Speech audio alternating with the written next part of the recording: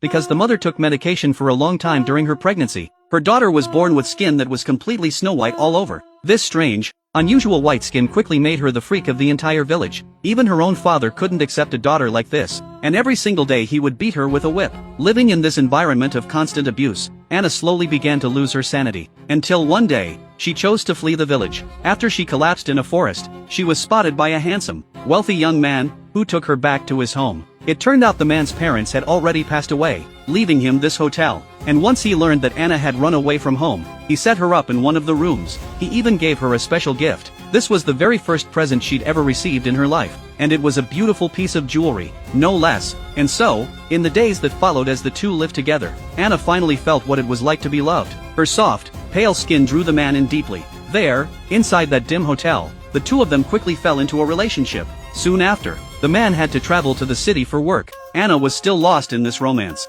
She even tore up all the love letters she'd written to him into little pieces, and hid them in a stone slab beneath the bed. She was waiting for the day he'd return, so they could play a romantic game of love together. But an entire year went by, and the man seemed to have vanished off the face of the earth. He never showed up again. All Anna could do was hide her skin and travel to the city alone to find him. Except, when she finally saw the man again, every vow they'd made shattered in an instant. By now, the man was already married with a family. The two of them even had a child together. Back at the hotel, Anna completely broke down. She couldn't accept the truth in front of her. She believed all of this happened because of her skin, that it was her skin that drove the man away. She began cutting away her skin with a knife, wanting to tear it all off her body. And so, through excruciating pain, it took her 3 days to peel off every last bit of her skin. In the end, she died inside the hotel from blood loss. Years later, the hotel opened for business once more. On her very first day, a cleaning lady ran into trouble. She heard the sound of crying coming endlessly from the 3rd floor, and she discovered that the room the sound came from had been locked up tight. She wanted to see what was inside, but no matter how hard she looked, she just couldn't make out what was in the room. Her curiosity getting the better of her, she decided to pick the lock with a hairpin. Unfortunately, after several attempts, she never managed to get it open. Just as she was about to give up and leave, the door suddenly swung open on its own. When she flipped on the hallway lights, a chill quietly crept up her spine. She followed the sound toward the room at the very end, but all the lights began to shatter, as if warning her of something. Still, the woman walked right in. The moment she opened the door to Anna's room, she found a pale, long-haired woman staring dead at her. Still shaken, the woman rushed home and immediately began to pray. But after a crack of thunder outside the window, Anna had already appeared in her room.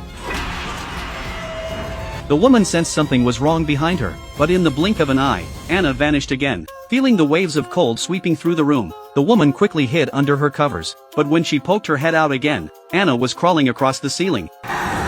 As the woman's shrill screams rang out, her daughter got up and ran to her mother's room. But when she came through the door, she found her mother's skin had already been stripped away, her mother lying in a bloody heap on the floor. With the cleaning lady's death, word spread that the hotel was haunted. Many staff members were scared off. The owner couldn't manage such a huge hotel all alone. Left with no choice, she called in her 2 granddaughters, Molly and Sophia, to help run the business. The old woman was afraid they'd go up to the 3rd floor too, so the first thing she did was tell them, "Whatever you do, don't go into the 3rd floor rooms." Curious, Sophia asked why, but the old woman didn't tell them the 3rd floor was haunted. Instead, she said the 3rd floor was under renovation, that the smell of formaldehyde was strong and bad for their health. And precisely because the old woman didn't come clean, a seed of curiosity was planted in their hearts. Night fell quickly. Molly was out on the balcony getting some air, when she saw that the lights on the 3rd floor had actually come on. This puzzled her. Could someone still be staying on the 3rd floor? But Grandma said today the 3rd floor was under renovation, that no one was living there. To get to the bottom of it,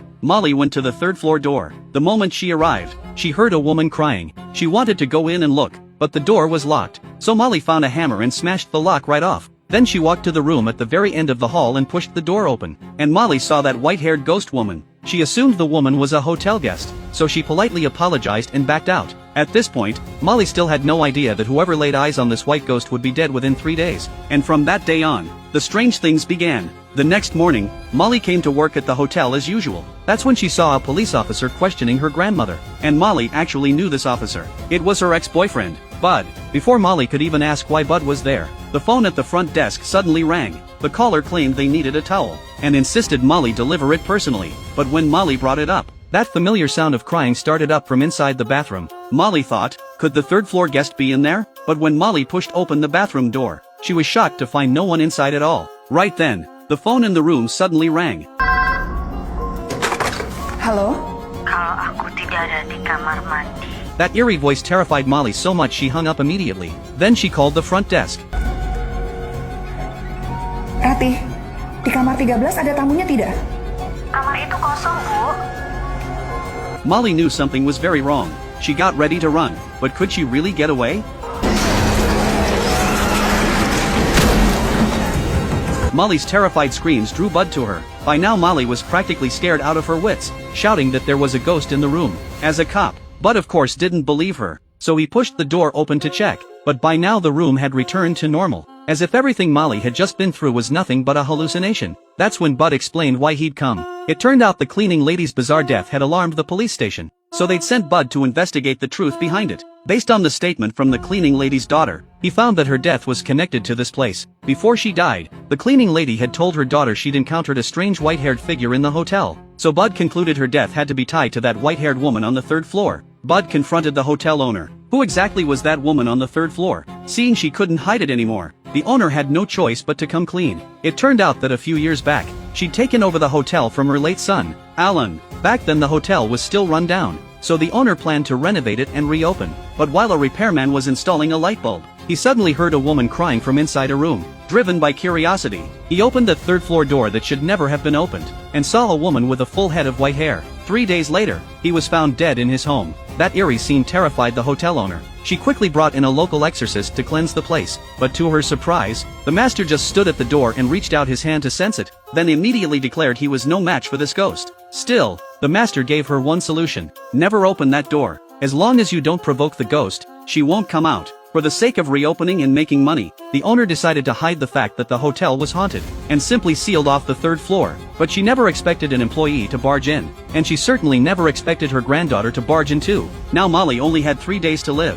How could she escape the curse of death? At this point, Molly wasn't worried about her own life. She was thinking about her sister, Sophia. She had to warn her not to go to the 3rd floor. Little did she know, Sophia had already run into something strange herself. Sophia had been tidying up in her classroom, when the mannequin beside her suddenly came to life. It grabbed the scissors off the desk and tried to kill Sophia.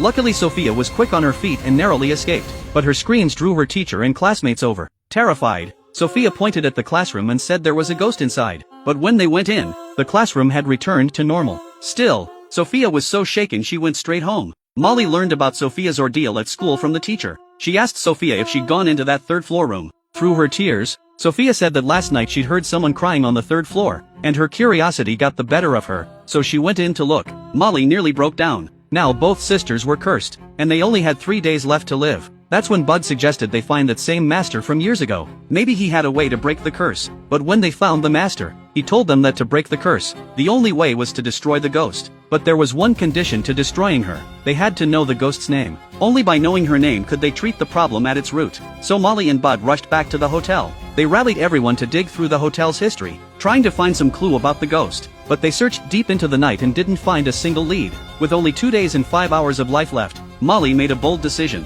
She'd go back to the 3rd floor room one more time. There was a good chance a clue to the ghost's identity was hidden there. But just as Molly reached the 3rd floor door,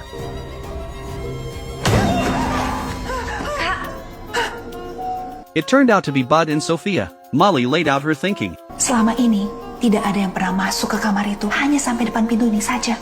Jangan nekat. Kalau aku tidak nekat, aku sama Faye mati. And so Molly and Sophia went in. But this time they didn't see the ghost. They had no time to wonder why she was gone. They split up to search for clues. The moment the two separated, something happened to Sophia.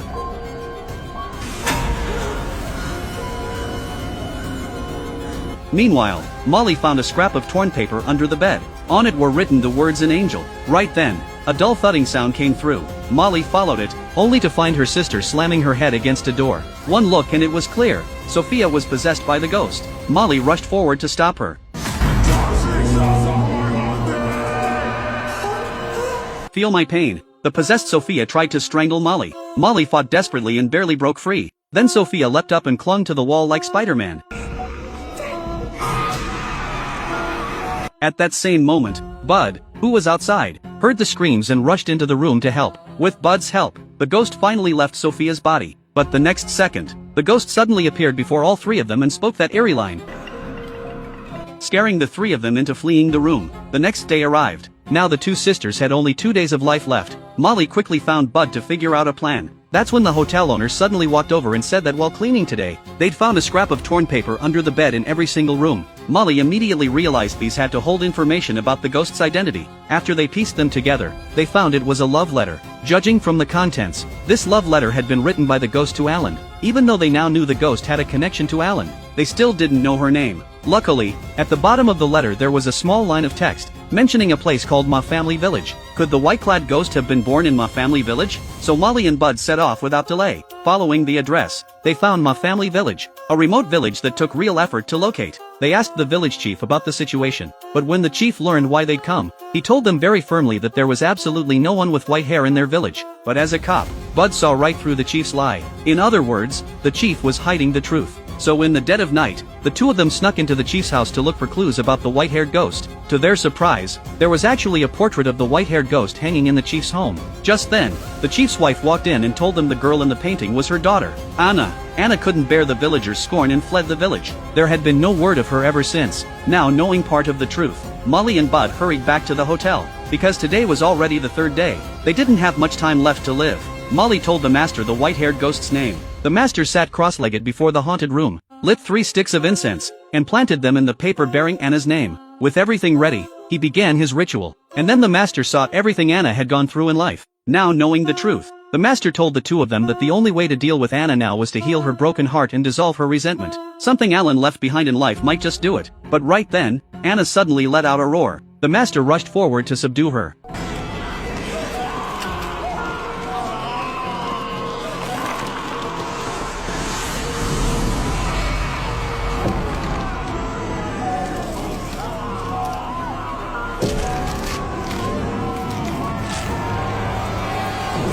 Yet in just an instant, the master failed. With the master's death, everyone panicked. What on earth were they supposed to do? And that's when Sophia accidentally discovered a ring and a will that Alan had left behind. It turned out Alan hadn't been on a business trip after all. He'd gone out to buy a ring, planning to marry Anna. But on his way home, Alan was in a car accident that left him with amnesia. The couple who hit him saw the state he was in and took him in as their son, even arranging for him to marry a beautiful wife. But one day, Alan suddenly got his memory back and remembered that the one he truly loved was Anna. Yet when Alan returned home, he found Anna had long since become a pile of white bones. Alan broke down and wept. After his tears, he buried Anna at the hotel. Once he'd done all this, he left this place of heartbreak behind. Now that Molly knew the whole truth, she knew how to put Anna's resentment to rest. As long as they placed this ring on Anna's hand, everything could be settled, and they wouldn't have to die. There was no time to waste. Molly and Bud hurried down beneath the hotel to find Anna's remains, and slipped that ring, carrying a love that came too late, onto Anna's ring finger. And so Anna learned the whole truth.